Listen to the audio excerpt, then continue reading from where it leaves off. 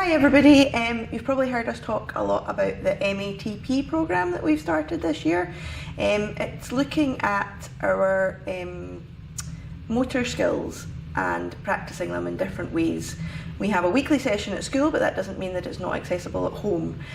So myself and Lorraine are just going to show you a few ideas that you could maybe try with your children at home, using things that you already have around the house. We've got some recycling here. I've got a small ball, but if you don't have a small ball, you could use a pair of socks that are rolled up. This is also a balloon in here. We've got a special cover on it, but it doesn't need to have a cover on it. So there's some things that you could try using. Every child obviously has different ways to access things and a different range of movement for themselves. So we'll chat about some, and if you have any questions after that, you can let us know how your child accesses it individually. So I'm trying to think, Lorraine, let's see, if I was wanting you to do some sorting at home, if we were clearing up, I would maybe get you to help me put some of the rubbish in the bin. So that would be an easy one to start with. So I have a bottle here. I would put it at the end of the table and I would position your child so that they are able to kind of do a swiping motion, and that's given them the chance to focus on an item, with the goal being to get it into the bucket. Obviously I've got a little tub here, but you could just bring your normal bucket over to the side of the table. So I would demonstrate first off. So I'd be like, oh, I'm going to pop this in. I'm going to go, yay, we got it in the bucket. Well done. Thank you so much for your help.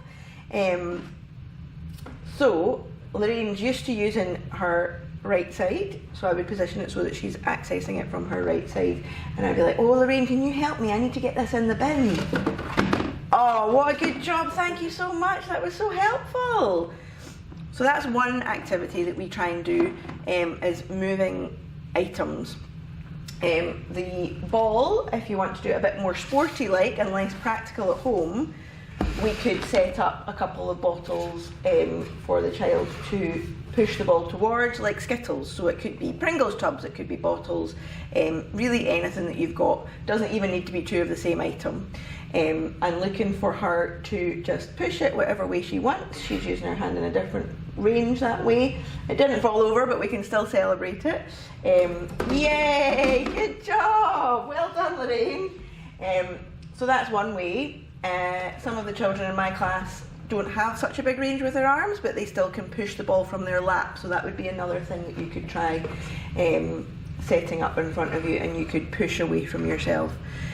Or even holding on to the ball or the balloon, and sometimes even just having that release will let the ball fall.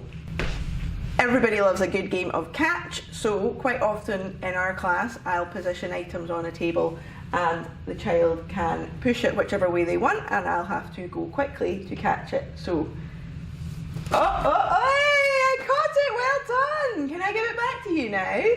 Here we go. And, got it. Missed this time, whoops! So another thing that we're working on is grab and release. So that's quite important for some of our children, and it's looking at kind of grabbing in the right direction.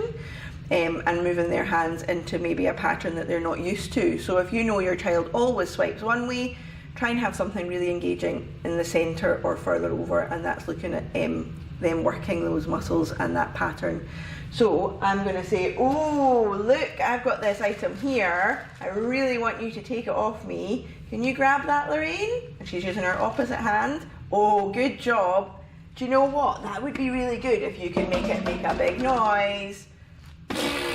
Oh my goodness, you got it in the bucket and it made a funny noise. So it's just trying to add that element of humour in as well, as we know most of our children really enjoy. So hopefully that has given you a few ideas of things that you could try at home.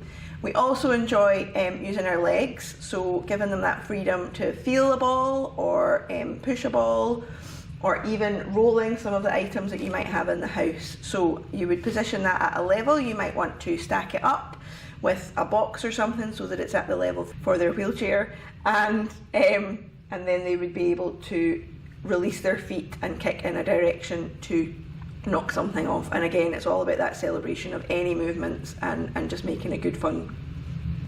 Thank you so much for listening and watching. I hope this has been helpful.